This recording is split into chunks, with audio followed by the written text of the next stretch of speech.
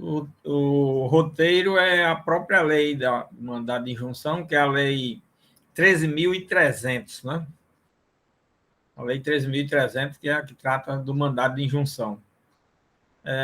Esse instituto é interessante porque ele fecha um raciocínio com relação à questão da ação direta de inconstitucionalidade por omissão, porque ele tem maior efetividade do que essa ação quando os dois, na realidade, tratam, versam, cuidam, têm como finalidade suprir uma omissão de alguma regulamentação de determinados direitos previstos na Constituição. Ok? Bom, a Constituição, no seu artigo 5º, inciso 71, né? Ela trouxe esse instituto do mandado de injunção, um instituto novo, não se conhecia no Brasil, não se tinha ouvido falar, nunca tinha se discutido. Mas os debates da Constituição eles foram muito acirrados, né? E no meio desses debates, um dos grandes debates que eu já falei aqui para vocês foi a questão relativa à ação direta de inconstitucionalidade por omissão, porque o Constituinte trabalhou o ato omissivo com o mesmo vício que tem um ato comissivo viciado, com inválido, ou imprestável, ou nulo, certo? Da mesma forma que o Constituinte e a ordem jurídica em geral trata do ato comissivo viciado de forma a torná-lo inválido, certo? O Constituinte também entendeu que um ato omissivo que deixa de ser praticado, ele conduz ao mesmo raciocínio de um ato nulo ou de um ato viciado, inválido, certo? Bom, e aí criou-se a ação, trabalhou-se a ideia de se criar ação direta de inconstitucionalidade na Constituinte por omissão. Depois de criado, foi dito o seguinte: bom, se trabalhou a questão da omissão com relação a entidades civis e ao poder público, buscando corrigir essa omissão e fazendo declarar e através do judiciário, né?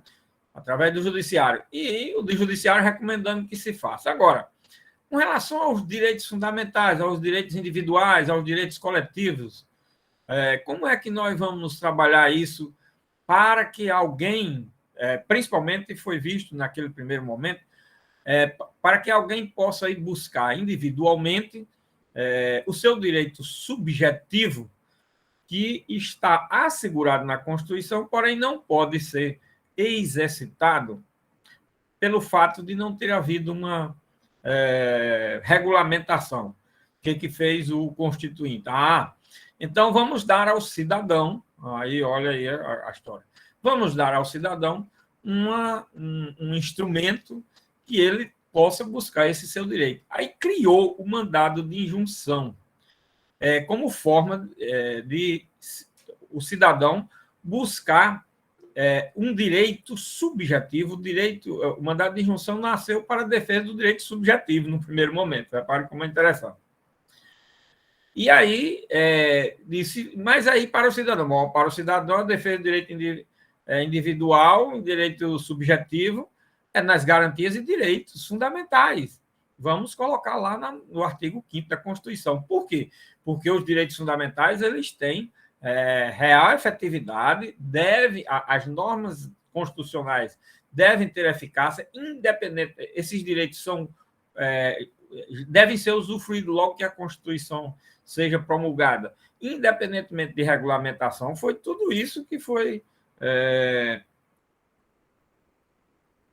discutido e garantido na Constituinte. Pois bem, até porque a Constituição, se vocês fizeram no estudo mais apurado da Constituição, vocês vão verificar um dado interessante. A Constituição, no que diz, vamos colocar aqui só um aspecto, no que diz respeito à obtenção dos direitos subjetivos ou coletivos como um todo, eles são assegurados na Constituição e devem ser regulamentados e usufruídos, aquele cuja eficácia não dependa de regulamentação, devem ser usufruídos de imediato, com plena eficácia da norma constitucional, a fim de que produza seus devidos efeitos. Olha aí a história. De forma ordinária, se depender de uma lei, fazer através da lei. Se não depender da lei, através de requerimento administrativo. E daí por diante. Essa é a forma natural, comum. Agora, quando esses direitos não forem atendidos da sua forma comum, ordinária, natural, então esses direitos têm que ser postulados no judiciário. Essa é a forma excepcional de se buscar todo e qualquer direito. É por isso que o princípio da inafastabilidade da atividade jurisdicional, previsto lá no artigo 5º, inciso 35 da Constituição, ele tem toda essa abrangência, tem todo esse alcance. Não é?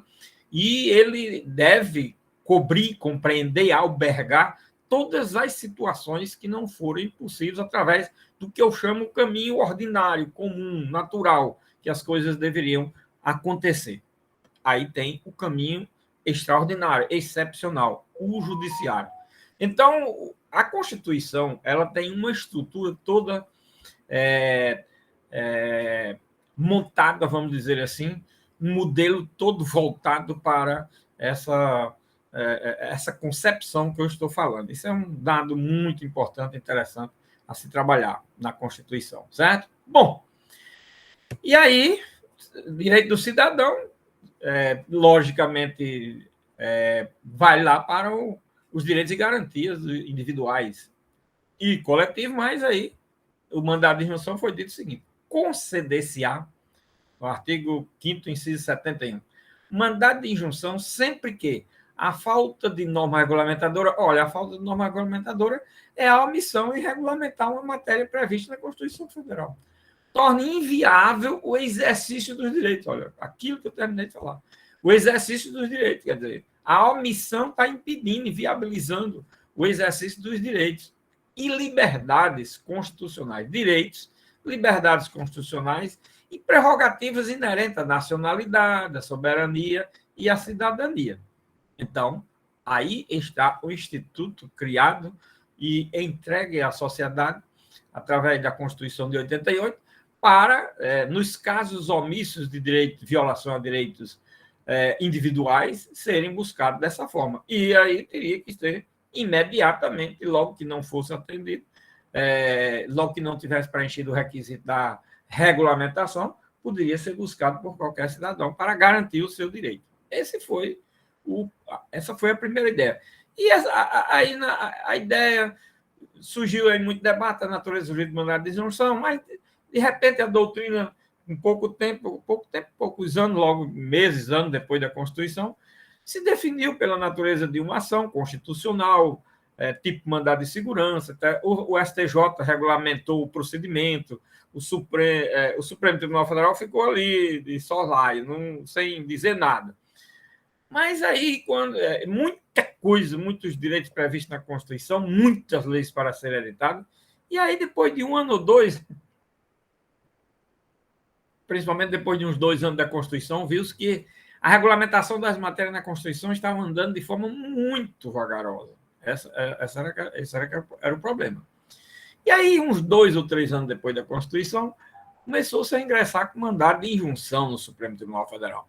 Aí eu vou pontuar aqui só as posições que o Supremo Tribunal Federal tomou antes de ser regulamentado o mandado de injunção. Então, o Supremo Tribunal Federal, no primeiro mandado de injunção que ele submeteu a julgamento, ele simplesmente disse que o mandado de injunção dependia de regulamentação e que, por isso, ele arquivava o processo e não tinha... quem requereu o mandado de injunção não tinha como postular antes de ser regulamentada a matéria. Você veja o seguinte, Ele disse isso diante do artigo 5º, inciso 71, e mais o parágrafo, hoje é o parágrafo 1º desse artigo 5º, as normas definidoras dos direitos e garantias fundamentais têm aplicação imediata. Ora, quais são as normas definidoras dos direitos e garantias fundamentais? Primeiro, daqui do artigo 5º, né, da Constituição Federal. Primeiro do artigo 5º da Constituição Federal. Veja que coisa interessante. Aí ele disse logo, não, mas esse aqui depende de regulamentação. Embora a lei diga expressamente que não depende. Embora esteja no capítulo, exatamente no título 2 dos direitos e garantias fundamentais, capítulo 1 dos direitos e deveres individuais e coletivos, que a gente já falou aqui em mais de uma oportunidade. Pois bem, o Supremo, assim que... isso nos primeiros 5 anos da Constituição, assim que se pronunciou pela primeira vez, foi nesse sentido. Aí veio uma crítica muito pesada contra o Supremo Tribunal Federal. Ele demorou mais um tempo, mais 3, 4, 5 anos depois, ele chegou e disse: o mandado de injunção realmente não precisa ser regulamentado, não, porque o Congresso também não regulamentou, nada de regulamentar. Mas ele deve ser conhecido e o que vai se fazer com ele é a mesma coisa que se faz com a ação direta de inconstitucionalidade por omissão. Reconhecida a omissão, apenas se recomenda-se que o legislador regulamente a matéria. Se regulamentar, bem, se não regulamentar, foi isso que foi dito com a ação direta de inconstitucionalidade por omissão, é o que deve ser dito com relação ao mandado de injunção. Bom, mas aí já deu um passo que foi reconhecer já a efetividade da norma no que diz respeito ao uso, à possibilidade de uso do mandado de injunção. Mas, lógico, que não satisfez, mais uma vez, a doutrina. Toda a doutrina tinha trabalhado em cima da ideia de que se tratava de um instrumento processual de imediata utilização, tendo em vista a aplicabilidade imediata da norma constitucional, no capítulo dos direitos e deveres fundamentais. Certo? Muito bem. E aí, mais uma carga de crítica ao Supremo Tribunal Federal. Aí, quando foi mais alguns anos depois, o Supremo veio num terceiro momento e disse: realmente, o mandado de injunção, ele não precisa de regulamentação, deve-se aplicar as normas, as regras do mandado de segurança, e o judiciário, ao conhecer e julgar o mandado de injunção, deve atender ao direito subjetivo que alguém esteja postulando nesse mandado de injunção.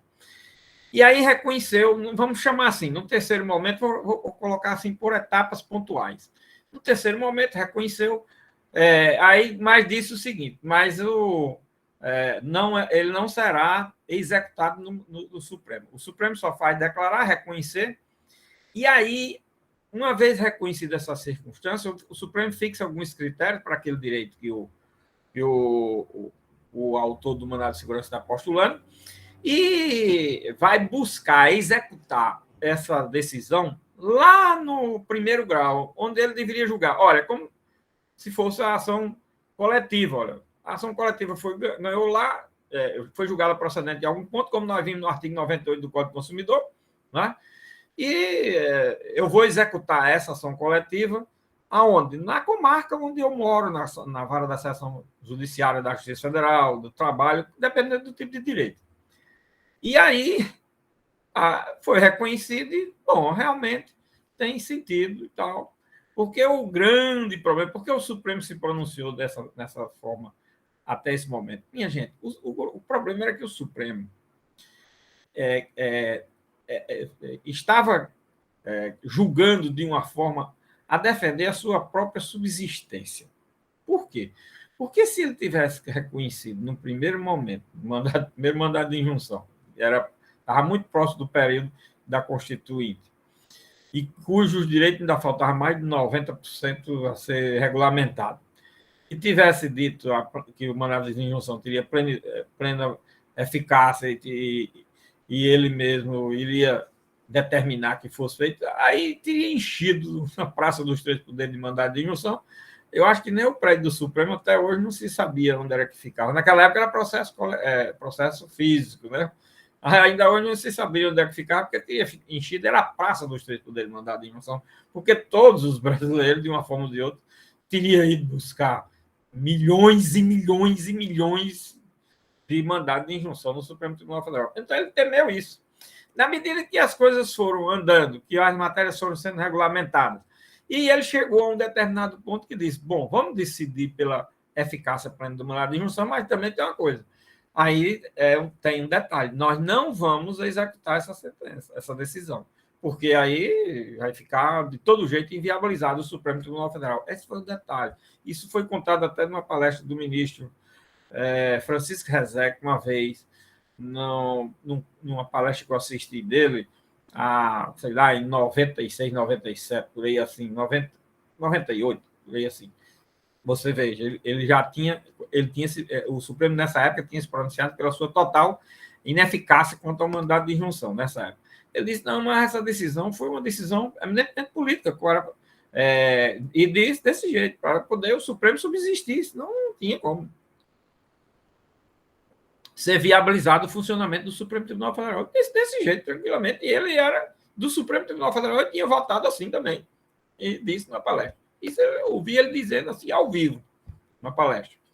Pois bem, quando eles encontraram uma forma que diz: bom, a gente decide e ele executa lá. Mesmo assim, vai dar muito mandado de injunção, mas esses repetitivos fica mais fácil. A gente só decide, a execução é lá, então não fica aqui travando o Supremo. Mas logo em seguida veio uma outra posição do Supremo. A quarta etapa, vamos dizer assim. O Supremo disse: olha, quando se decidir um mandado de injunção, esse mandado de injunção se prestará a estender os efeitos da sua decisão a outros mandados de injunções de rigorosa identidade de objeto. O que é que o Supremo estava criando aí? Estava criando uma forma de processo coletivo. Ou seja, ele chegou a um ponto do mandado de injunção não ter eficácia, mas chegou ao ponto de criar um mandado de injunção coletivo que não tinha na Constituição. Mas como estava lá está no capítulo de garantia de direitos individuais e coletivos, claro que podia e pode. O que aconteceu? O Supremo, de 0, passou a 10 em 4 etapas de julgamento do mandado de injunção, na história do mandado de injunção, nesses 30 anos de Constituição. Aí, o que fez o legislador? Quando o Supremo definiu tudo isso, o legislador disse: agora está na hora da gente regulamentar, porque a gente já sabe como é que vai regulamentar. Porque o grande problema é que ninguém sabia de nada naquele momento histórico. Os primeiros 15 anos do mandado de injunção, ninguém sabia de nada, ninguém conhecia. E quando ninguém mesmo do Supremo, legislador, ninguém sabe. Essa é a realidade. E é preciso que vocês coloquem na cabeça isso. Supremo e legislador, às vezes, não sabem nada, não. Deixa eu fazer uma coisa, porque não tem estudos, não tem ainda levantamento. Claro que ele pode se preocupar em regulamentar determinada matéria, mas isso tem que contratar, trazer técnicos, cientistas de outros estados, de outros países, dos lugares mais esquisitos do mundo, para poder fazer, minha gente. É assim, se você for a Brasília, os hotéis são cheios de técnicos e cientistas internacionais para poder fazer as coisas. O Brasil não tem essa quantidade de cientistas. Tem muito bacharel em direito, mas só bacharel em direito. Mas não dá para fazer tudo isso, não. Porque você precisa conhecer outras coisas. Olha, o que é que nós estamos precisando? É de estudar e de evoluir esse troço. Vamos lá, um dia vocês vão saber como são as coisas no Brasil. Bom, minha gente, aí o que aconteceu com o legislador? Agora vamos regulamentar. Aí vem regulamentar a matéria agora, quando? Professor, agora com a lei 13.300, de 23 de junho de 2016. Olha aí. Tá vendo? Depois que o Supremo já tinha dado todos os caminhos, aí disse: agora a gente regulamenta. E como foi que o Supremo... o legislador regulamentou a matéria? Aí aqui eu quero fazer um elogio ao legislador, minha gente, sobre esse aspecto. Demora não, mas foi a melhor matéria que o legislador regulamentou na Constituição. desses institutos, principalmente em matéria desses institutos novos, principalmente em relação ao mandado de segurança. O mandado de segurança que é um instituto de décadas no Brasil, regulamentou da forma mais desastrosa possível. É um desastre a regulamentação do mandado de segurança coletivo no sistema jurídico brasileiro. Pois bem, o mandado de injunção que não existia, ele regulamentou perfeitamente. Por quê? Por dois motivos. Primeiro, porque ele esperou pronunciar-se o Supremo. Segundo, ao regulamentar, aplicou a jurisprudência do Supremo e pegou um relator na matéria no Congresso que traduziu perfeitamente todo o pensamento da jurisprudência do Supremo. Foi por isso, simplesmente. E aí nós vamos ver aqui, olha, vamos ver agora o texto da lei 13.300 para vocês verem como é importante essa matéria e como ela ficou bem regulamentada. Primeiro ele diz, olha, no artigo 1º, esta lei disciplina o processo de julgamento dos mandados de injunção individual e coletivo, olha aí, por força da jurisprudência do Supremo, ele criou já o mandado de injunção coletivo, e que poderia fazer por lei antes ou depois, mas podia fazer. E aí fez, agora com total e absoluta tranquilidade, não ia haver discussão, porque ele sabia que o Supremo já tinha decidido dessa forma. Aí criou logo o mandado de injunção, individual e coletivo, olha aí. Nos termos do inciso 71 do artigo 5º da Constituição Federal, que a gente falou. Aí vem o artigo 2º diz, conceder-se-á mandado de injunção. Isso daqui é a reprodução fiel do artigo 5º, inciso 71 da Constituição, esse parágrafo 2º, certo? Conceder-se-á mandado de injunção sempre que a falta total ou parcial de norma regulamentadora torne inviável o exercício dos direitos e liberdades constitucionais, o exercício dos direitos, liberdades constitucionais, prerrogativas inerentes, aliás, à nacionalidade, à soberania e à cidadania. Eis aí o objeto do mandado de injunção, minha gente. Artigo 2º da lei, certo? E no parágrafo único diz, considera-se parcial a regulamentação quando forem insuficientes as normas editadas pelo órgão legislador competente. Aqui é a mesma coisa que nós vimos com relação ao que eu falei da omissão parcial ou total para efeito de ajuizamento da ação direta de inconstitucionalidade por omissão. A matéria pode ter sido regulamentada de forma parcial, está incompleta e é insuficiente para se entender, compreender e se usufruir os direitos. Isso é a regulamentação parcial. A matéria não foi regulamentada, nem existe norma nenhuma no sistema jurídico brasileiro tratando sobre ela. Essa é a questão, certo? No artigo 3º diz, são legitimados para o mandado de injunção como impetrantes tratado exatamente como mandado de segurança.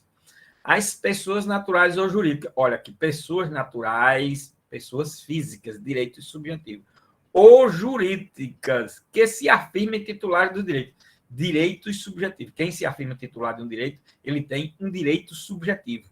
É um direito individual, tanto de pessoas físicas como de pessoas jurídicas. Então, esse mandado de injunção do artigo 3º é a legitimidade para o mandado de injunção individual, na defesa de direitos subjetivos, dos direitos, liberdades, prerrogativas previstos no artigo 2º e como impetrado o poder, o órgão, ou a autoridade com atribuição para editar a norma regulamentadora. Quem tem o poder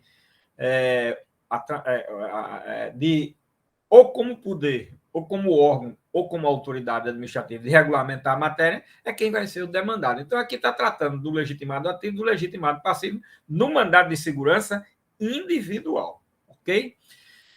E aí, no artigo 4º, diz o quê? A petição inicial deverá preencher os requisitos estabelecidos pela lei processual, artigo 319 do Código de Processo Civil. Só era ter dito aqui, não disse, mas... mas aqui é o artigo 319 do Código de Processo Civil, requisito da petição inicial. Indicará, além do órgão impetrado, a pessoa jurídica que ele integra ou aquela que está vinculada. Quer dizer, se é uma mandado de injunção impetrado contra um órgão, sempre um órgão, o próprio Poder Legislativo para regulamentar a matéria, é um órgão, o Poder Legislativo. Agora, qual é o órgão que não está regulamentando a matéria? O Poder Legislativo Federal, estadual, municipal, um exemplo. Então, se for federal, o Congresso Nacional, e quem é a entidade, a pessoa jurídica que esse órgão integra?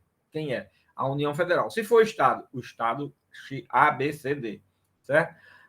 Ou aquela a que está vinculada, quer dizer, aquele órgão a que essa pessoa jurídica esteja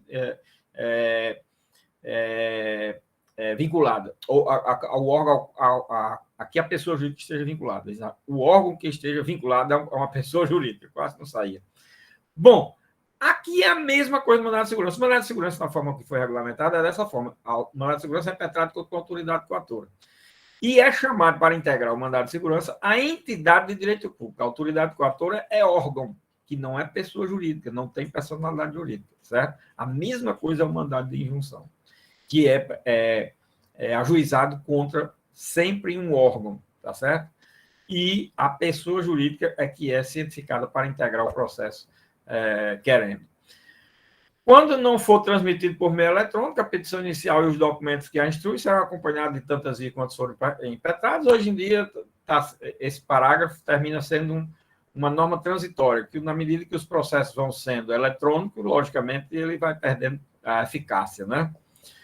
Segundo, parágrafo segundo desse artigo 4º, quando o documento necessário para o delegado encontrar-se em repartição ao estabelecimento público em poder de autoridade ou de terceiro, quando você tem que comprovar a omissão através de um documento que se encontra em alguma repartição e não pôde obter, tendo em vista o recuso de fornecê-lo, de fornecer certidão do original em cópia autêntica. Bom, de qualquer forma, aí você, logicamente,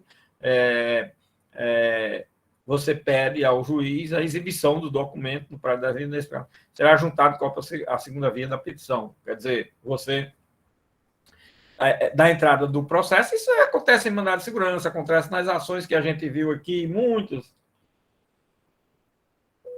situações. Isso é uma regra de procedimento quando não se obtém o documento para justificar o ingresso da ação em juízo. Se a recusa em fornecer o documento for do impetrado, a ordem será feita no próprio instrumento de notificação. Quando não é, logicamente, o juiz requisita através de outro meio de ofício, por exemplo, a outro órgão que não aquele que praticou ou deixou de praticar o ato, certo? E aí, no artigo 5º, tem um procedimento. Recebida a petição inicial, será ordenado, primeiro, a notificação do impetrado sobre o conteúdo da petição inicial, devendo ser enviada à segunda via, se apresentar a cópia do documento, a fim de que, no prazo de 10 dias, preste informações. Olha, mesma coisa do mandado de segurança. O mandado de segurança, prazo de 10 dias, presta informações. A mesma coisa das ações de controle de constitucionalidade concentrado que a gente viu. E a ciência do ajuizamento da ação ao órgão de representação judicial da pessoa jurídica. O órgão de representação judicial aqui é consultoria jurídica, procuradoria jurídica, assessoria jurídica. Quando esse órgão, quando a entidade ou a pessoa jurídica tem, certo? Que é a quem a pessoa jurídica é cientificada para ingressar no processo, se assim o desejar, devendo-lhe ser enviada a cópia da petição inicial para que querendo ingresso no feito, ok?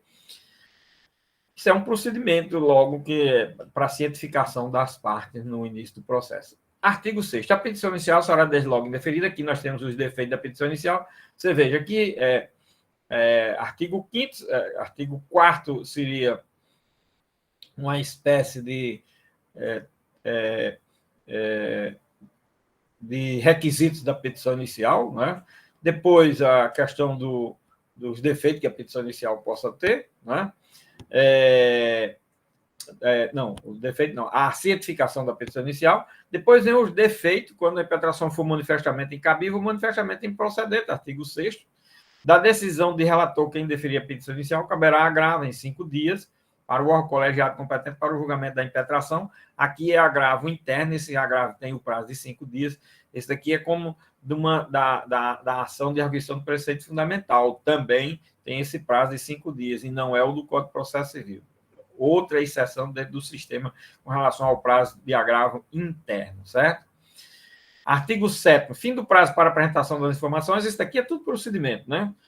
Será ouvido o Ministério Público em 10 dias, e depois serão concluídos o processo para decisão. Reconhecido o estado de mora legislativa, quer dizer, a omissão será deferida a injunção para. Aqui já é a sentença do mandado de injunção. A sentença e seus efeitos. Reconhecido o estado de mora legislativa, quer dizer, reconhecida a omissão legislativa, a mora legislativa, reconhecido a não regulamentação da matéria até esse momento, será deferida a injunção. A injunção aqui é a espécie de remédio jurídico utilizado. Para quê? Primeiro, determinar prazo razoável para que o impetrado promova a edição da norma regulamentadora. Olha aqui o que tem. Primeiro, dá um prazo, tá certo? Segundo, estabelecer as condições em que se dará o exercício dos direitos das liberdades, ou dos direitos, das liberdades ou das prerrogativas reclamadas.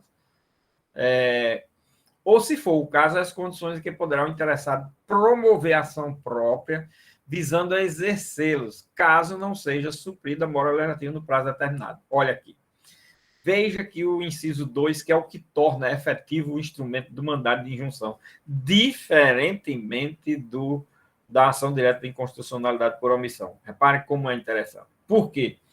Porque aqui dá um prazo. Se não for cumprido, nesse prazo não for cumprido, aquelas condições, as condições que serão delimitadas, que eu falei isso já anteriormente, o Supremo, ao decidir, define quais condições esse direito vai ser exercitado. Aí, ele diz as condições que será do exercício do direito. Olha,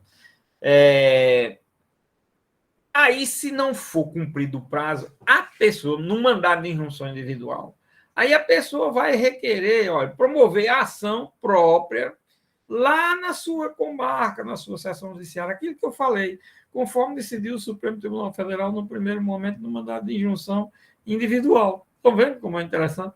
Do jeito que o Supremo decidiu, o legislador regulamentou. Então, você vai ajuizar. É a mesma coisa daquilo que tem de executar a sentença de uma ação coletiva lá no artigo 98. A mesma coisa. Tá vendo? Eu só acho aí o arquivo do legislador, um errozinho que foi cometido. E, na realidade, ele era para requerer já aí o cumprimento da decisão judicial. Não era para ele ter dito ação. Era para ter dito cumprimento da decisão judicial. Bom, mas tem essas coisas que o legislador, às vezes, incorre em equívoco. Não foi muito eficiente nesse aspecto aí, nesse ponto, nesse peculiar ponto aí. Tá certo? E, com isso, visando promover a ação própria, visando a exercê-lo.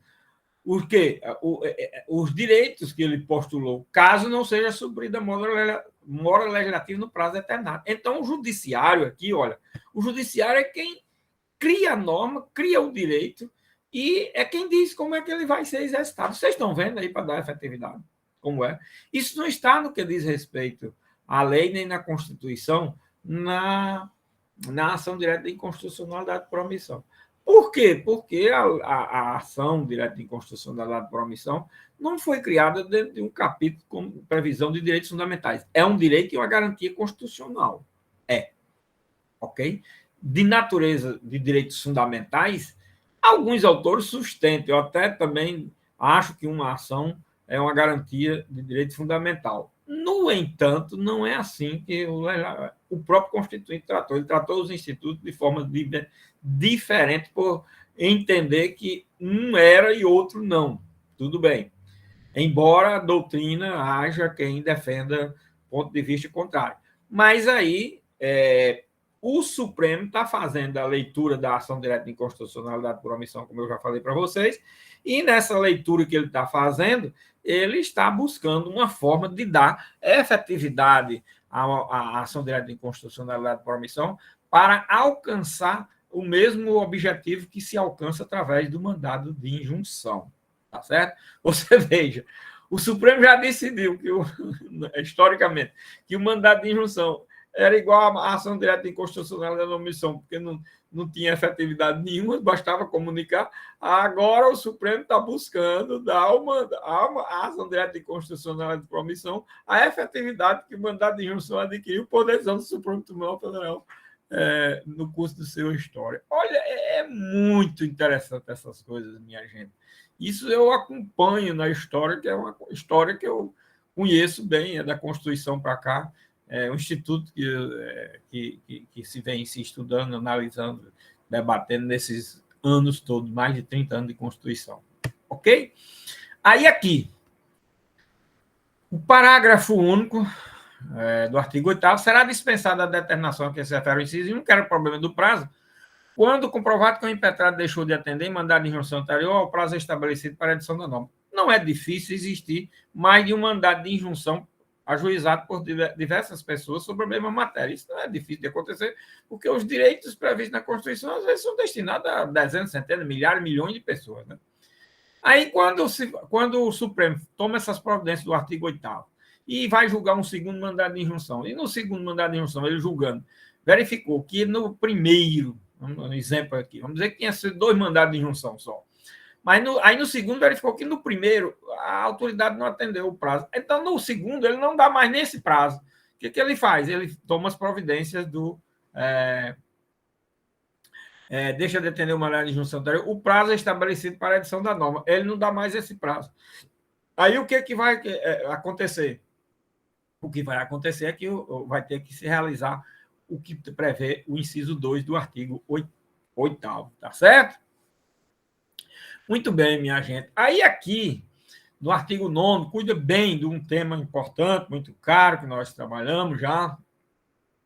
É a questão dos efeitos da decisão após o trânsito em julgado, a eficácia da decisão e em que momento, a eficácia e efeitos da sentença, não é isso? E aí diz, a decisão terá eficácia subjetiva. Subjetiva, olha aí, limitada às partes e produzir efeitos até o advento da norma regulamentadora, né? A decisão terá eficácia subjetiva, que está dizendo, olha, os limites subjetivos da decisão em mandado de injunção dessa natureza são os limites subjetivos referentes a mandado de injunção individual, lógico, né? Mandado de injunção individual. Os limites da decisão, que é o mandado de injunção individual, produzirão efeito até o advento da norma regulamentadora, com relação àquela pessoa que entrou com mandado de injunção. Só que ele diz o seguinte, poderá ser conferida, aí olha que interessante o aspecto do parágrafo 1º desse artigo 9º, poderá ser conferida eficácia ultra partes erga omnes. Olha, ele diz, olha, em princípio, os efeitos da decisão é um efeito de limite subjetivo, somente as partes as quais participaram da relação processual que vão sofrer as consequências dos efeitos da decisão. Agora, poderá ser conferida eficácia ultra partes erga omnes da decisão quando isso for inerente ou indispensável ao exercício do direito à liberdade ou à prerrogativa objeto da impetração. Aqui, minha gente, nós estamos diante daquela situação. Bom, o mandado de injunção foi individual. No entanto, tem outras pessoas, tá certo? É como se fosse exatamente o mandado de injunção em matéria de direitos individuais homogêneos. Tem outras pessoas em rigorosa igualdade de condições. O que eu devo fazer? Não preciso entrar mais com mandado de injunção. Os efeitos da decisão daquele primeiro mandado de injunção se estenderão com relação a essas pessoas. Olha aí que detalhe importante e interessante, certo, minha gente? Isso o Supremo decidiu também. Na terceira etapa, no terceiro momento que eu falei aí, que eu pontuei da posição do Supremo Tribunal Federal, foi exatamente o que o Supremo decidiu, foi o que eu falei a vocês. Olha como foi reproduzido na lei, é exatamente o que ele tinha decidido, tá certo? Bom, transitada em julgado a decisão, seus efeitos, aí agora vem a eficácia plena após o trânsito em julgado, seus efeitos poderão ser estendidos aos casos análogos por decisão monocrática do relator, olha aí. Aí, depois de transitado em julgado, aí, mesmo sendo um mandado de injunção individual, os efeitos são produzidos com relação àquelas situações de pessoas que têm direito em situações jurídicas idênticas, análogas, certo? E o indeferimento do pedido por insuficiência de prova não impede a renovação da impetração fundada em outros elementos probatórios. Mesmo no mandado de injunção individual, quando for julgado por falta de improcedente, por falta de prova, não faz coisa julgada material, só faz coisa julgada formal. Interessante esse aspecto aí também, mesmo no mandado de injunção individual, ok? E aí vem o artigo 10. Sem prejuízo dos efeitos já produzidos, a decisão poderá ser revista a pedido de qualquer interessado quando sobrevierem relevantes modificações das circunstâncias de fato ou de direito. Bom, a coisa julgada aqui, esse artigo 10, ele cuida de uma situação interessante, que é aquilo que eu chamo de situações jurídicas, onde a coisa julgada resulta de prestações continuadas, de prestações sucessivas, de prestações continuadas, que se perduram no tempo. Isso é muito comum, frequente, em matéria de direito de família. Tanto é que existe no direito de família a ação de revisão de alimentos. Por que existe a ação de revisão de alimentos? Às vezes é para aumentar e às vezes é para diminuir. Aqui é a mesma coisa. E por que a revisão de alimentos? Porque são. E a coisa julgada não fica sendo válida de forma indefinida? Não. Se houver mudança da situação jurídica para melhor, pode ser a revisão para aumentar. Se houver mudança da situação jurídica que piorou, pode ser para diminuir. A mesma coisa é aqui, minha gente. O raciocínio é o mesmo, rigorosamente o mesmo. Isso em direito de família é comum, frequente, rotineiro, demais. É uma matéria batida por demais. Tá certo? Então, olha, sem prejuízo dos efeitos já produzidos, a decisão poderá ser revista, a pedido de qualquer interessado, quando sobrevierem relevantes modificações das circunstâncias de fato ou de direito. E a ação de revisão observará, no que couber, o procedimento estabelecido nesta lei. Bom, o procedimento é, com relação a quem deve responder, uma autoridade, a autoridade, quem deve, a forma de cientificar é notificando, e o procedimento é isso, minha gente. E no artigo 11 diz: a norma regulamentadora superveniente produzirá efeitos ex nunc. A norma regulamentadora superveniente produzirá efeitos ex nunc em relação aos beneficiados por decisão transitada em julgado, salvo se a aplicação da norma editada lhe for mais favorável. Repare quando a norma fala dos destinatários, erga omnes, com relação a todos, eficácia contra todos, efeito contra todos, etc. Eficácia quanto ao destinatário. Isso é questão até da prova que está aí, vocês estão fazendo, e eu estou ajudando aqui. E quando diz ex tunc, ex nunc, ou modulado para outro momento, que é objeto da prova, nós estamos trabalhando com efeitos da decisão quanto ao tempo, olha aí, quanto ao tempo, quanto ao objeto, quanto ao destinatário. Tá certo? Então, no artigo 11, nós temos o quê? A norma regulamentadora, quer dizer, superveniente, produzirá efeito ex nunc. A norma regulamentadora superveniente produzirá efeitos ex nunc em relação aos beneficiados por decisão transitada em julgado, salvo se a aplicação da norma editada lhes for mais favorável. Bom, o que está dizendo esse artigo 11? Se vier a ser regulamentada aquela matéria por lei, pela forma que for regulamentada, por lei, por ato normativo, por decreto, por portaria, o que for, certo? Se vier a ser editado, então, dali por diante, o efeito desta lei se estende também com relação ao beneficiado do mandado de injunção. Ele não vai ficar isolado. Bom, veio uma norma que regulamentou a matéria, professor, agora, do parlamento. Pronto, ok. E aí, essas coisas julgadas. Bom, aí a coisa julgada cessou.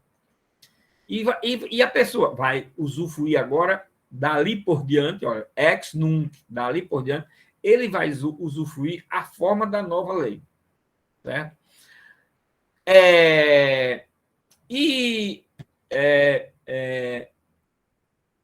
Salvo se a aplicação da norma editada ele for mais favorável, em relação aos beneficiados por decisão transitada em julgado. Ele vinha recebendo de uma forma, se for mais da decisão transitada em julgado, se for mais favorável, ele vai ser, logicamente, beneficiado com essa forma mais favorável agora, dali por diante, ok?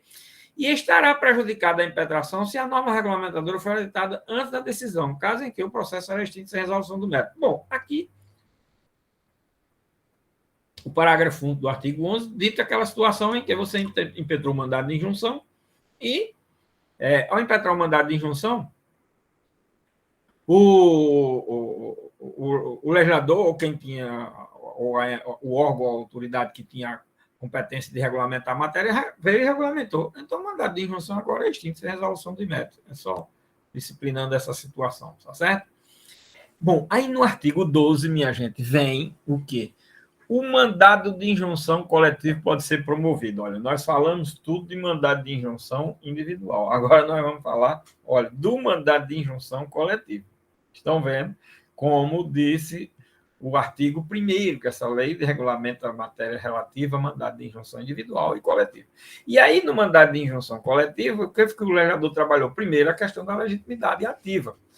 Ele será promovido por quem? Primeiro, pelo Ministério Público, quando a tutela requerida for especialmente relevante para a defesa da ordem jurídica, do regime democrático ou dos interesses sociais ou individuais indisponíveis. O Ministério Público tem legitimidade, mas cuidado, só pode ser legitimado o mandado de injunção coletivo de acordo com esses requisitos. Primeiro, se tratar de tutela requerida for especialmente relevante para a defesa da ordem jurídica, do direito vigente, do regime democrático, se está violando algum interesse do regime democrático brasileiro, certo? Terceiro, dos interesses sociais ou individuais indisponíveis, quer dizer, direitos coletivos ou individuais homogêneos, que o legislador chamou aqui de indisponível, tendo em vista aquela terminologia que a jurisprudência do Supremo do STJ fala tanto em matéria de direitos individuais homogêneos a indisponíveis, tá certo? E também, segundo, por partido político, representação no Congresso Nacional, para assegurar o exercício de direitos, liberdades e prerrogativas de seus integrantes relacionados com a finalidade partidária, ok? Com a finalidade partidária.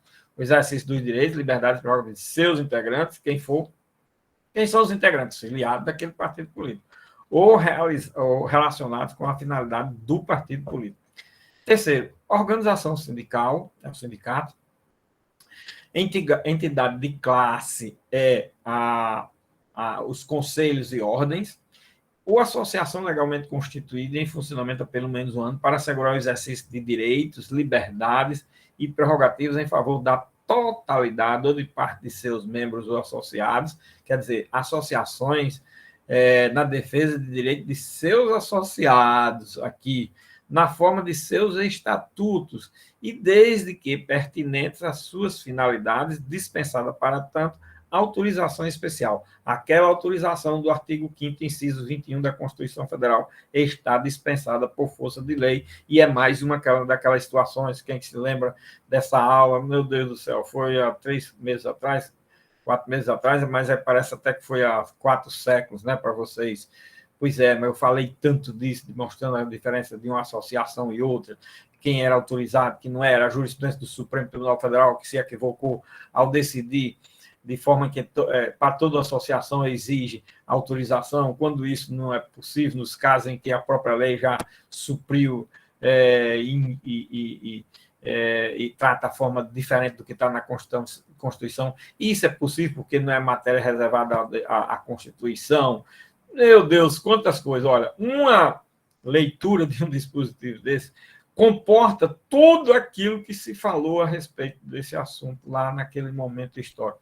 Aí é você fazer a leitura de uma lei, que não é aquela que a gente está falando naquele momento histórico, mas dependendo do que trata a lei, se trata sobre aquele assunto, você tem que saber tudo da mesma forma, tá vendo? É você ter, olha, você ter a técnica que eu dei como quando se falou da teoria geral do processo coletivo, tá certo? De mostrar essa situação, essa circunstância com relação a esses legitimados, e principalmente com relação à associação.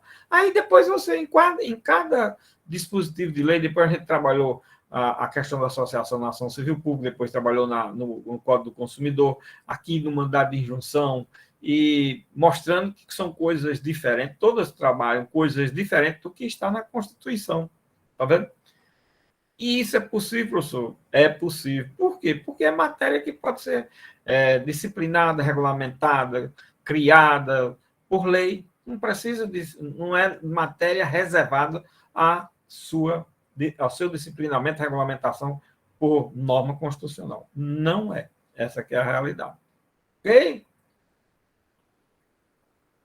E está muito diferente do que está lá no parágrafo no artigo 5º, inciso 21 da Constituição Federal, embora trate daquela associação. Está vendo? Depois vem o inciso 4, pela Defensoria Pública, quando a tutela requerida foi especialmente relevante para a promoção dos direitos humanos e a defesa dos direitos individuais e coletivos dos necessitados, na forma do inciso 74 do artigo 5º da Constituição Federal. Olha, nós temos todos os seguintes associados: o Ministério Público, Partido Político, Organização Sindical, Associação, Entidade de Classe, Defensor Público. Com relação ao Ministério Público, Partido Político e a Defensoria Pública, existe determinadas exigências de pertinência temática. Pertinência temática, o que é isso, professor? Eu já falei disso também lá atrás, quando a gente falou dessas legitimidades na primeira avaliação, tá certo? E essas pertinências temáticas, elas se configuram pelo fato de ser direitos que digam respeito aos interesses dessas entidades, tá certo? Aos interesses de determinada associação. Então, quando vocês ouvirem falar que o Supremo Tribunal Federal deixou de conhecer a legitimidade de tal órgão, ou entidade, ou associação, ou confederação, ou isso, aquilo, por falta de pertinência temática, aí vocês já sabem, é porque aquela matéria não diz respeito aos interesses relativos àquele legitimado. Por exemplo, um Estado membro não pode ser legitimado numa ação direta de inconstitucionalidade, embora ele esteja legitimado lá nas ações diretas de inconstitucionalidade, no artigo 103, que não diga respeito a uma matéria que trate de interesses do Estado. A lei pode ser federal, estadual, e se for de preceito fundamental, até municipal, mas é preciso que afete os interesses daquele Estado. Se os interesses forem só de outros estados, ele vai ser declarado ilegítimo para a ação por falta de pertinência temática, tá vendo? É isso que é pertinência temática, tá certo, minha gente? Bom, e no parágrafo 1 desse artigo 12, os direitos, as liberdades e as prerrogativas protegidas por mandado de injunção coletivo são os pertencentes indistintamente a uma coletividade indeterminada de pessoas. O que é uma coletividade indeterminada de pessoas? São exatamente os direitos difusos, ou determinado grupo, classe ou categoria. São o quê? Direitos coletivos em estrito senso. Ah, professor, então mandado de segurança, de injunção coletivo não tem na defesa dos direitos individuais homogêneos. Nem precisa, porque já tem regulamentado aqui no artigo 9º a decisão do mandado de segurança individual para ser estendido os efeitos a todos os demais membros da coletividade que estejam em situação idêntica àquela. Então, na matéria dos direitos individuais homogêneos, eles já podem ser defendidos através do próprio mandado de injunção individual. Olha aí. Aí é por isso que o mandado de injunção coletivo foi destinado à situação do mandado de injunção, dos direitos coletivos em estrito senso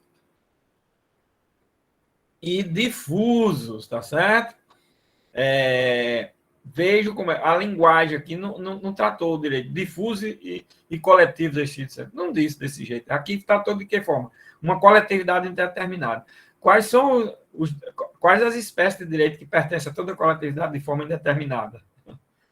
Ah, meu Deus. Olha, a linguagem da lei, do legislador, quando a gente tem o domínio da linguagem, é que faz a gente compreender o dispositivo, independentemente da gente estar indo buscar o conceito disso no autor. Porque quem são os autores? Os autores somos nós.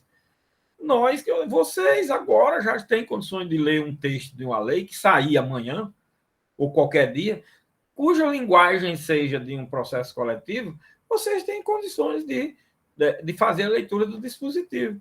Se não fizer, é porque não estudaram ainda o suficiente. Professor, eu não estou ainda habilitado a fazer essa leitura que você está dizendo, não. Bom, assista minhas aulas que você vai ter condições de fazer. Certo? Bom, agora você vai ter que se virar, assistir minhas aulas, leia doutrina até cansar e alcançar isso. Mas minhas aulas estão mais fáceis, está explicado ali de forma bem direta, bem já para você fazer uma leitura disso daí. E com essa aula de hoje, completa mais ainda o raciocínio. Quando vocês têm um dispositivo de lei que trata de um instituto jurídico que usa linguagem diferente, apenas muda a linguagem do Instituto Jurídico, mas a natureza do Instituto Jurídico é aquela. Então, olha, qual é os direitos de toda coletividade? Direito difuso, olha, o legislador chamou coletividade indeterminada de pessoas. Que direito é esse? Difuso. Ou determinada por grupo, classe ou categoria. Que direito é esse de determinado grupo, classe ou categoria? Os coletivos de estrito senso estão lá no artigo 81, parágrafo 1 do Código do Consumidor. Pode olhar que está lá. Tem jeito, tá vendo? Como é importante aquela parte da teoria do processo para você saber fazer a leitura em qualquer lugar que você veja um dispositivo que trata aquela matéria. E não só aquele instituto jurídico. Por isso que eu batalho bastante para que esse processo coletivo não saia da forma como ele está colocado no currículo da universidade. É muito importante esse processo coletivo, nessa forma que eu dou, tendo uma visão da teoria do processo coletivo e dos instrumentos em espécie. Por quê? Porque, minha gente, isso vai ser, logicamente, muito importante para o preparo de vocês, o estudo e aprofundamento das matérias. E esses temas aqui todos são matérias que estão na ordem do dia e que estão na ordem do dia, primeiro, por estarem sendo tratadas de forma muito intensa. Segundo, por ser uma matéria nova que vai perdurar, a vida de vocês vai ser discutindo essa matéria. Eu estou dizendo uma coisa que vocês depois vão ver se é ou não. Saber se eu estou falando besteira ou se estou falando algo que é importante na vida de vocês. Vocês vão ver isso daí, tá certo? Muito bem. No artigo 13, sim. Aí no artigo 13 vem a questão ainda dos efeitos da sentença, né? No parágrafo 1 do artigo 12 fala que o mandado de injunção coletiva é para a defesa desses direitos. Aí, logicamente, os direitos individuais, eu já falei que está lá no artigo 12, né? 9, aliás. E no artigo 13 diz com relação aos efeitos da sentença, né? No mandado de injunção coletiva, a sentença fará coisa julgada. Aí vem aquela história da sentença. A sentença, após o seu trânsito ser julgado, limitadamente às pessoas integrantes da coletividade, ou seja, dos direitos difusos, do grupo, da classe ou da categoria substituídos pelo impetrante, sem prejuízo do disposto nos parágrafos 1º e 2º do artigo 9º, olha aí, sem prejuízo dos parágrafos 1º e 2º do artigo 9º, que diz respeito aos chamados direitos individuais homogêneos, está vendo? E também dos próprios direitos individuais, quando o mandado de segurança foi, aliás, o mandado de injunção foi impetrado com relação a um daqueles individualmente por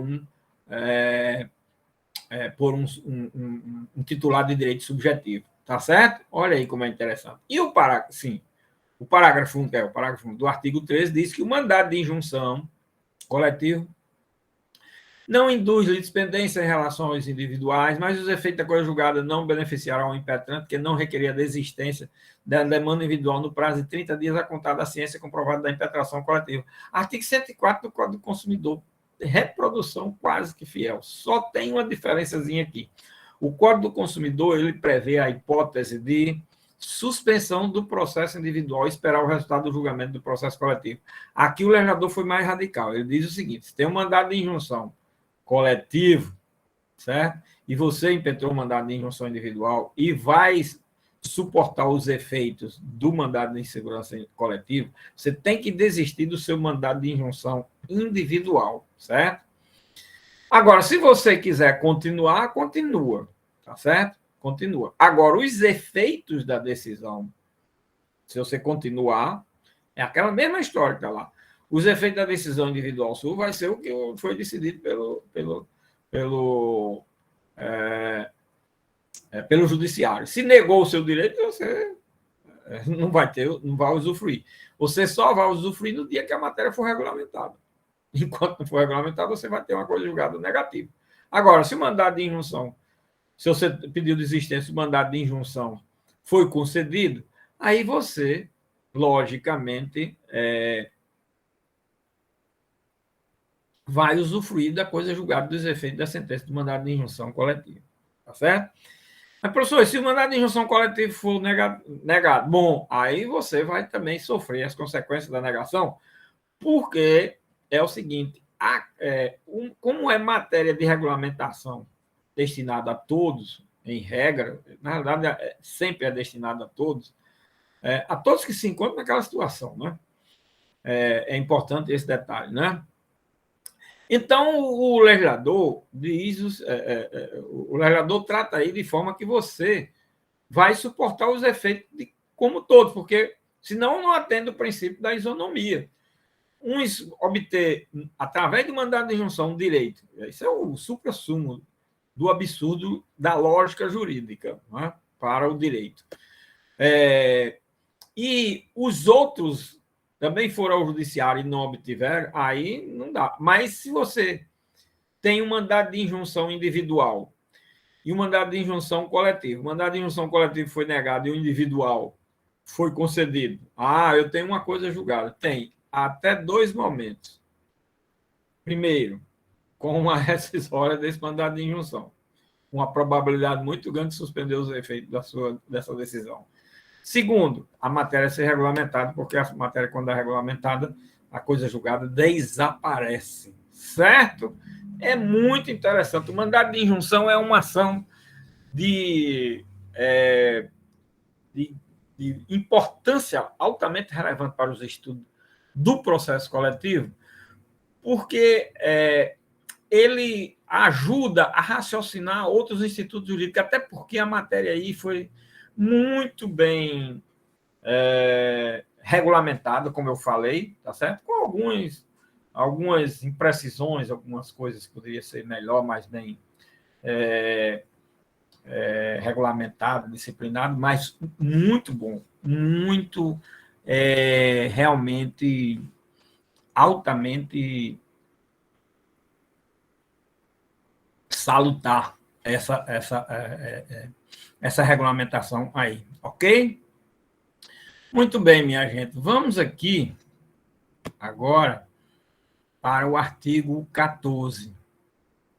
No artigo 14 diz que aplicam-se subsidiariamente ao mandado de injunção as normas do mandado de segurança, disciplinado pela lei de 2016, e do Código de Processo Civil, aí citou o Código de Processo Civil ainda de 73, e o novo, porque a lei aqui, como é de 2016, de junho de 2016, não é?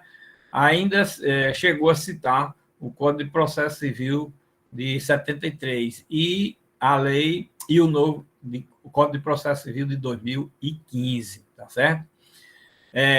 Mandando observar o disposto no artigo 1045 e 1046 do Código de Processo Civil, que é matéria de normas transitórias. Por isso que ele, quando citou o 3.105, cuidou desse aspecto. Por quê? Porque muitos processos ainda estão em andamento de acordo com o Código de Processo Civil anterior. Então, quando ele se refere nesse aspecto aí, tá certo? Ao Código de Processo Civil, nesses artigos 1045 e 1046, que é matéria de normas transitórias daqueles processos que estão em andamento, estão transitando, estão em curso, certo? Muito bem, minha gente. Olha aí, mais um instituto, mais uma espécie de ação, mais um instrumento processual, certo? Estudado em matéria dos direitos coletivos, tá certo? Eu quero chamar a atenção aqui para vocês para mostrar a importância, a relevância do Instituto, principalmente no que diz respeito à aplicação dos institutos que a gente estudou em matéria de processo coletivo, minha gente. A gente estudou esses institutos de uma forma que pega um texto da lei dessa, que é bem mais atualizado do que o Código do Consumidor, do que a Lei da Ação Civil Pública, em matéria de processos coletivos que diz respeito a efeitos de sentença no campo clássico, né? Aqui é o campo clássico, é de um efeito mandamental. Esse processo, o efeito da decisão no campo da classificação dos efeitos é um efeito mandamental, declaratório mandamental, certo? Sempre. E o, e o direito coletivo ele é muito vocacionado a essa espécie de obrigação. E o mandado de injunção não deixou de ser um instrumento que também se volta para esse aspecto. Então, eu queria chamar a atenção desses aspectos e chamar a atenção de vocês, para vocês terem uma ideia, no espaço de 30 anos, de 25, né? 25 anos, a evolução que houve entre a data da Constituição, 88, e a data da regulamentação dessa matéria, que foi em 2016, nós tivemos aí, de 88 a 2016, sei lá, 20, não foi 30 anos, 27 anos, né? 88 27 anos. Então, no espaço aí de 25 a 27 anos, você veja para onde foi o mandado de injunção. Foi de uma posição zero, de não poder ser utilizado, a uma posição de se chegar na jurisprudência e na lei a ter um mandado de injunção coletivo com o máximo de eficiência da norma jurídica já regulamentando em matéria de direitos coletivos. Veja como isso é muito interessante, tá certo? Bom, visto isso daí, eu quero tratar aqui rapidamente de um outro instituto jurídico, que é o mandado de segurança coletivo, tá certo? Mandado de segurança coletivo. O mandado de segurança coletivo, o mandado de segurança ele está regulamentado atualmente pela chamada Lei 12.016, de 2009, né? E ele prevê o mandado de segurança coletivo só nos artigos 21 e 22. No roteiro de aula que tem no site, certo? Você pode colocar aí depois, viu, Bruno, para o roteiro de aula, tanto do site, como pode indicar o site, como colocar no SIGA e no grupo, né? Tá certo? Para que esses assuntos, esses temas estejam à disposição de todos aí para estudo, tá certo? Eu quero chamar a atenção aí do mandado de segurança no que toca aos seus requisitos, só chamar a atenção aqui, pontuar. O mandado de segurança, inicialmente, ele não foi considerado uma ação. Isso é um detalhe para vocês verem como é interessante. Não foi considerado uma ação. Foi considerado o quê? Era considerado um remédio jurídico, um mandamus, um RIT. Essas eram as denominações que se davam ao mandado de segurança. Não era uma ação. Isso até a década de 70, mais ou menos.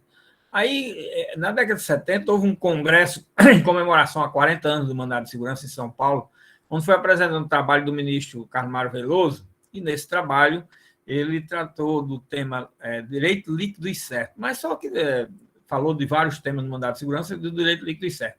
E nesse tema direito líquido e certo, que ele disse que mandado de segurança tinha natureza de ação, que a ação do mandado de segurança, como determinadas outras ações, poderia ter efeito declaratório, constitutivo ou desconstitutivo, mandamental, que era o principal efeito do mandado de segurança, certo? Mas que isso também era efeito de outra qualquer ação, então o mandado de segurança era uma ação. Agora, era uma ação constitucional, tinha peculiaridades, que ataca atos do poder público, não é? Então, são atos administrativos, genericamente assim chamados, denominados, atos administrativos, certo? Ou atos do poder público que tem uma abrangência maior, porque também cabe mandado de segurança contra ato judicial. Né? E, com isso, minha gente, nós tivemos o quê? A definição, o problema dos efeitos do mandado de segurança ser de outra ação, logicamente, que a peculiaridade do mandado de segurança não é vocacionada a ter efeito no campo da obrigação de pagar. O mandado de segurança não é para cobrança, Esse é um detalhe que toda doutrina fala, discute e informa essa situação, não é? Mas, no campo mandamental e declaratório, são efeitos inerentes ao mandado de segurança. Pois bem, e tem determinadas peculiaridades que indicam ser uma ação especial, como todas as ações em matéria de processo coletivo, e como todas as ações especiais previstas no Código de Processo Civil e que estão em leis extravagantes. Esse é um ponto que vocês sabem demais sobre essa matéria. Muito bem. Aí aqui no mandado de segurança, nós temos as peculiaridades ser de um ato do poder público, né? Segundo, este ato ser ilegal ou abusivo para poder se ingressar com mandado de segurança. E terceiro, se tratar de um direito líquido e certo, assim definido pelo próprio legislador e constituinte. A Constituição Federal, né? Quando trata do mandado de segurança, eu acho que é lá no artigo 5º, inciso 69, 69, conceder-se-á mandado de segurança para proteger direito líquido e certo, olha, líquido e certo, não amparado por habeas corpus, habeas data, quando o responsável pela ilegalidade do abuso de poder for autoridade pública ou agente da pessoa jurídica no exercício de atribuição de poder público. Esse é o mandado de segurança individual. E no inciso 70 tem o mandado de segurança coletivo, que só indica os legitimados na Constituição. Nós já vimos também isso quando a gente tratou do mandado de segurança coletivo lá atrás, né? Da legitimidade do mandado de segurança coletivo lá atrás. Muito bem, minha gente. Então, um requisito muito importante e relevante em matéria de mandado de segurança é o chamado direito líquido e certo.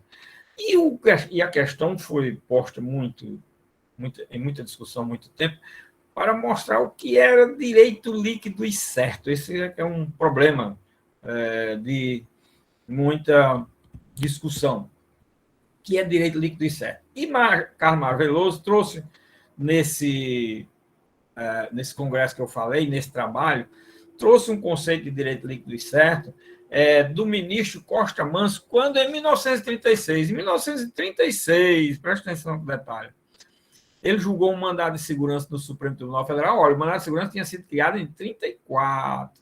Em 36, num julgamento do mandado de segurança do Supremo Tribunal Federal, esse ministro Costa Manso disse o seguinte, que entende que o artigo da Constituição empregou o vocábulo de direito líquido e certo? Essa expressão, direito líquido e certo.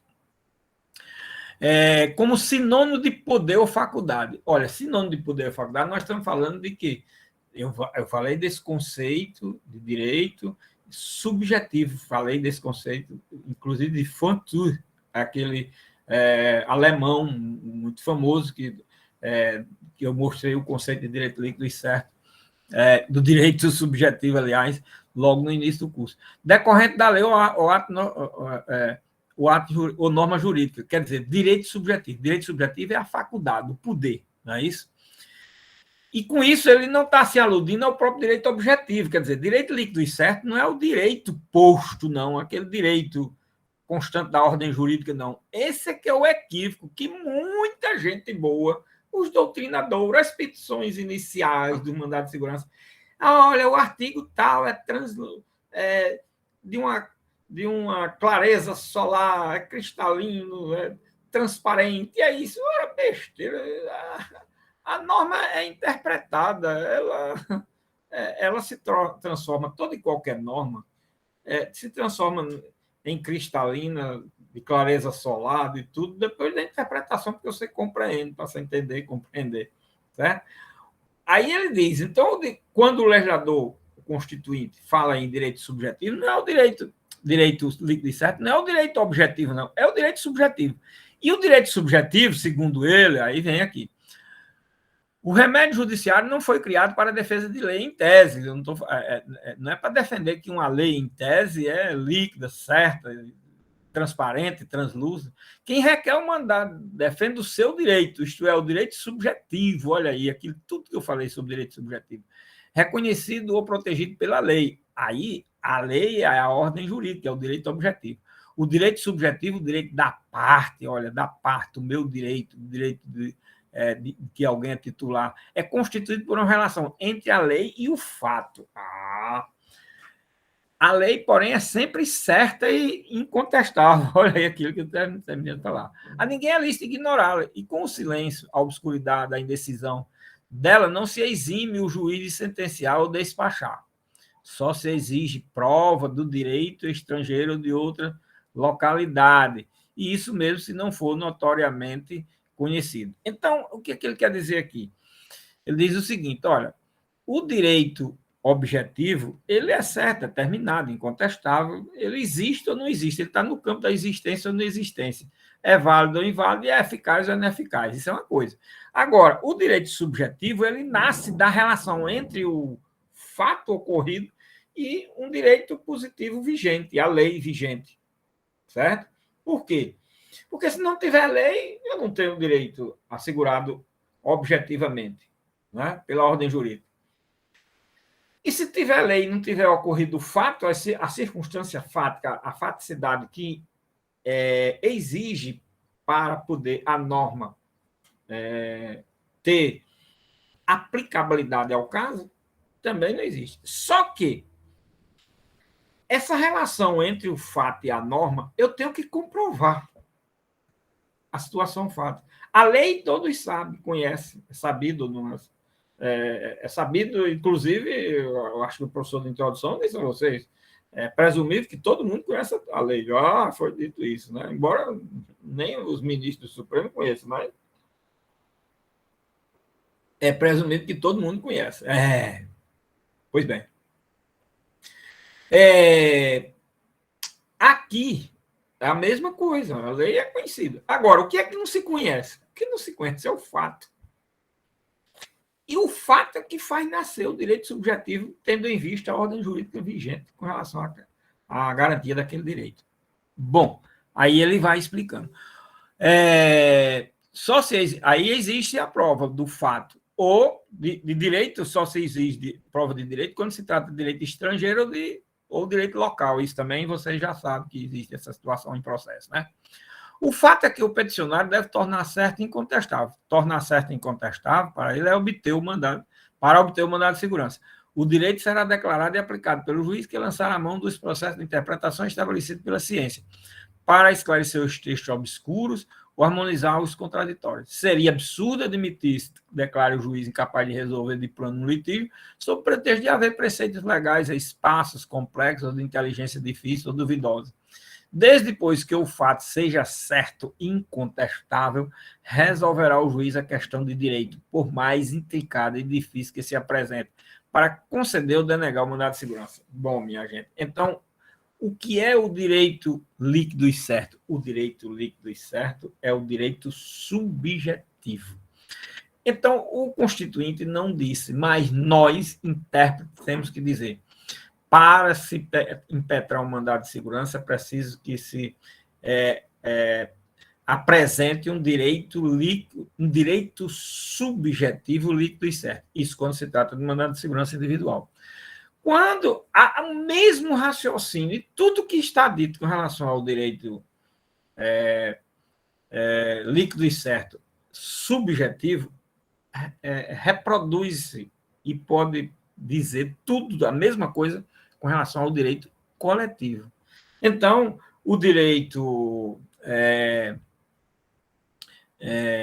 no mandado de segurança, o direito que é líquido e certo, é o direito subjetivo ou o direito coletivo em mandado. Em direito coletivo líquido e certo em mandado de segurança coletivo. Direito subjetivo líquido e certo ou direito coletivo líquido e certo, dependendo do mandado de segurança. É mandado de segurança individual, na busca do direito individual, direito subjetivo líquido e certo. É mandado de segurança coletivo, direito coletivo líquido e certo. Então, o intérprete tem que fazer a leitura e escrever desta forma. E o que é o direito? E como é que eu transformo, professor, esse direito subjetivo ou coletivo em líquido e certo? Incontestável, incontroverso, tão claro quanto a luz solar, transparente, translúcido, essas expressões todas que a doutrina, as petições iniciais de mandado de segurança contêm. Como é que eu transformo nessa linguagem? É fácil. É se você conseguir comprovar esse fato de plano. E o que é comprovar de plano, professor? É trazer toda a prova já imediatamente. Porque qual é a peculiaridade do mandado de segurança? Não comportar dilação probatória. Pronto. Se você impetra um mandado de segurança e o juiz vislumbra que você precisa de fazer alguma prova no curso do processo, o que ele vai dizer? Extingue o mandado de segurança por falta de direito líquido e certo, que deveria ser subjetivo ou coletivo líquido e certo. Aí ele extingue o mandado de segurança. Não dá continuidade, porque mandado de segurança não comporta prova. Isso é como também um processo comum, seja ele de direito subjetivo ou de direito coletivo, que não precisa de produção de prova. O que é um julgamento antecipado no processo? Quando não precisa de prova, produzir prova. Eu já produzi documentalmente e foi suficiente, a matéria era comprovada de plano por documento. Mandado de segurança, eu só posso comprovar de plano e só pode ser por documento. Por que isso tem essa peculiaridade? Porque o mandado de segurança é contrato jurídico no campo do direito público. Todo ato público tem que ser por escrito, tem que ser documentado. Todo ato da administração pública é documentado. Por isso que a documentabilidade é um princípio, uma característica inerente ao direito administrativo. Acho que vocês estudaram isso, não? Eu penso que sim. Acredito que acho que o professor de direito administrativo de vocês é considerado um dos melhores professores do Rio Grande do Norte do Brasil, viu? Então, vocês era para ter explorado bem, explorem bem, porque é muito preparado. Então, a documentabilidade, minha gente, é um requisito essencial. E aí, olha, você tem o mandado de segurança que pode ser impetrado e pode utilizar agora. Eu vou dar um exemplo de um caso, por exemplo. Assim, e é uma coisa que já ocorreu muito aqui na universidade, hoje em dia praticamente não tem mais, mas na época que eu era estudante, aí, nossa senhora, tinha tonelada de mandado de segurança contra ato judicial, que era o seguinte, contra ato da universidade, que era o seguinte. No Estatuto do Servidor Público tem uma previsão de que se alguém trabalha em um lugar e estuda, certo? E é transferido de ofício para outro lugar. O que assegura o Estatuto do Servidor Público? Que você, se você for estudante também, além de servidor público, você tem direito de, na hora que é transferido, você, qualquer que seja o período dessa transferência, onde você chegar, se matricular no mesmo tipo de entidade de ensino que você estudava na origem, qualquer que seja o período que você esteja que esteja cursando o que você está fazendo, se é a faculdade, se é colégio, se é o que for. Você tem o mesmo direito, você tem o direito de segurança. Aí, vamos admitir que a universidade, não, mas aqui no meio do semestre eu indefiro essa transferência. Bom, aí agora você diz, rapaz, é danado. A lei, olha, a lei não está sendo aplicada. Eu estou sendo. O meu direito subjetivo de ter a transferência, olha, qual é o seu direito? O seu direito é subjetivo de ter a transferência. Agora, por que eu tenho esse direito subjetivo de ter a transferência? Porque está previsto na lei. Não está sendo assegurado. Esse aqui é o problema.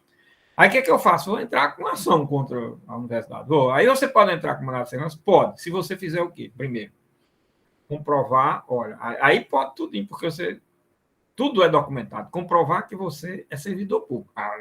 Você traz uma declaração, traz o termo de posse, sei lá, e alguma declaração que estava exercendo aquela atividade. Segundo, que você é estudante, tem que comprovar duas coisas. Está documentado também, não é? Você também tem documento disso, não é isso? Terceiro, que você foi transferido. Aí o ato de transferência, você tem que trazer. O ato de transferência também é escrito, é documentado. Terceiro. Quarto, você requereu administrativamente aqui na universidade, né? Requereu administrativamente. A requereu está documentado também. Quinto, o despacho da universidade está documentado também. E lá está dito que não faz, porque ou porque você não tem o direito, porque você está chegando no meio do semestre e não tem essa situação, porque você não faz jus, e lá qualquer coisa. Aí, olha, se toda aquela situação jurídica sua estiver comprovada documentalmente, você entra com mandado de segurança. Agora, se você não trouxer isso, tudinho, e se não tiver documentado isso daí, se você não trouxer essa prova, aí o seu mandado de segurança é extinto, por falta de direito líquido certo. Diz assim, direito líquido certo. Aí, se o direito é seu, é de você individualmente, direito subjetivo líquido e certo. Ok? Então, eu queria chamar a atenção desses aspectos, principalmente com relação ao direito, a esse conceito, porque esse é um errozinho que tem em todas as petições de mandado de segurança de milhares e milhares que eu tive a oportunidade de ver na minha vida. Mas milhares, às vezes, por ano. Para vocês terem uma ideia, em 1991, ou foi 92, eu proferi no Rio Grande do Norte mais de 30 mil sentenças em mandado de segurança. Na época do Plano Collor. Eu era juiz aqui no Rio Grande do Norte, sozinho.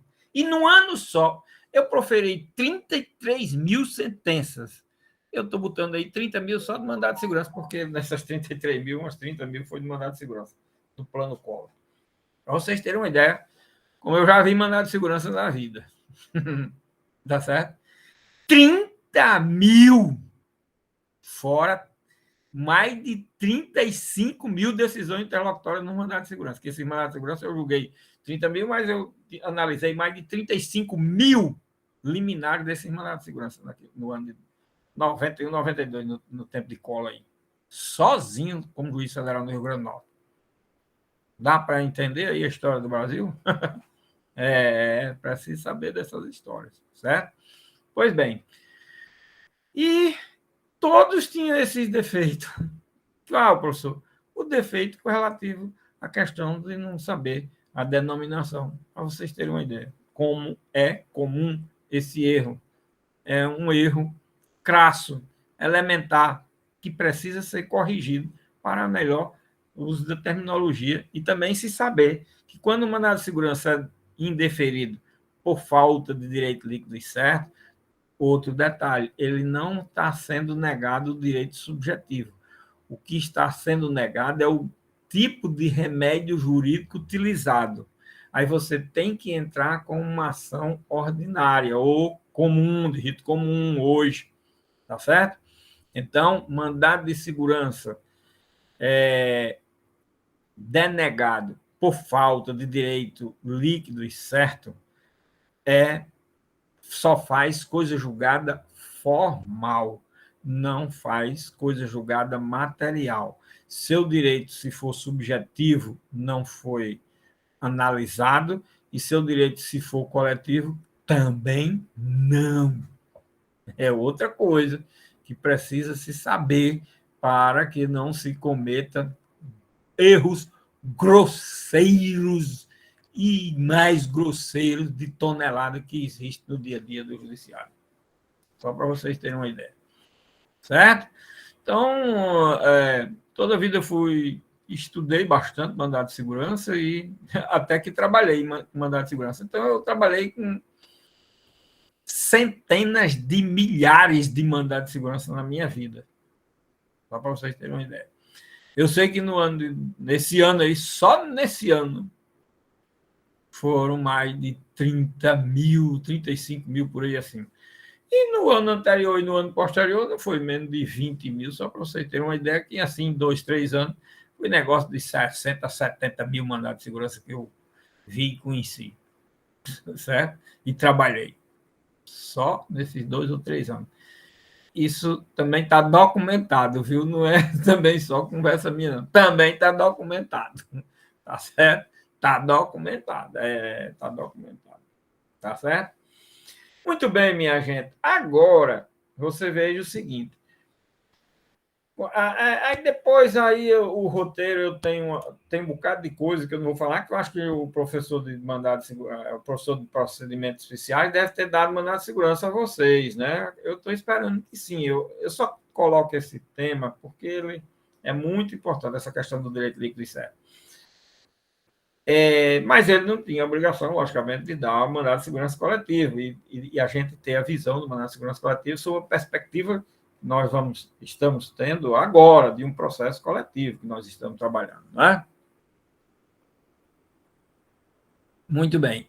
Aí, a lei do mandado de segurança nova, essa lei 12.016 de 2009, que veio a tratar, deveria ter tratado só do mandado de segurança coletivo, mas não, modificou o mandado de segurança. Modificou, não. Revogou a lei do mandado de segurança e tratou do mandado de segurança todinho, novamente. Só que não trouxe nada do mandado de segurança individual, nada diferente. Então, não tinha que tratar nada. Devia ter só acrescentado alguns artigos na própria lei. E era uma lei, a lei 1533, nossa, de 1951, que eu tinha isso na cabeça todinha. Hoje, a lei 12.016, eu tenho dificuldade até de saber o número da lei ainda, porque passei 30, 40 anos da minha vida trabalhando com a lei 1533. Aí, de uma hora para outra, de 1533 para ser 12.016. Ave Maria, uma dificuldade ainda maior do mundo para trabalhar, decorar essa lei, né? Porque não é porque eu tenho que decorar, é porque eu já disse a vocês, eu não sou de decorar as coisas. Vem a decoreba em razão da repetição, da gente viver estudando aquele assunto. E quando a gente estuda que compreende o assunto, a gente termina decorando, que também eu tenho decoreba como uma consequência do estudo que se faz em compreensão do instituto. Não tenho decoreba como finalidade. Isso eu nunca tive. Nunca fui um aluno de tirar boas notas na universidade porque não trabalhava com decoreba. E aí eu era muito prejudicado, porque os outros trabalhavam com decoreba, porque o professor... Na minha época era assim, todo mundo tinha uma preocupação em colocar o que o professor dizia na sala de aula. Aí tiravam notas altíssimas. Eu trabalhava com a ideia de interpretar o que o professor dizia e o que eu ia para os livros estudar. Eu não copiava nada, eu nunca fui copiar nada. Eu sou ruim copiador para danado, né? Gravado eu escuto bem direitinho, mas anotar, eu sou ruim demais de anotar. Eu anotando, aí ou sai anotado alguma coisa e eu não entendo nada, ou eu não entendo nada. Ou se eu quiser entender, eu não posso anotar. Aí então eu preferia ficar escutando, né? Aí depois eu saía atrás dos cadernos dos colegas para estudar para a prova, tirava a chefe para estudar para a prova.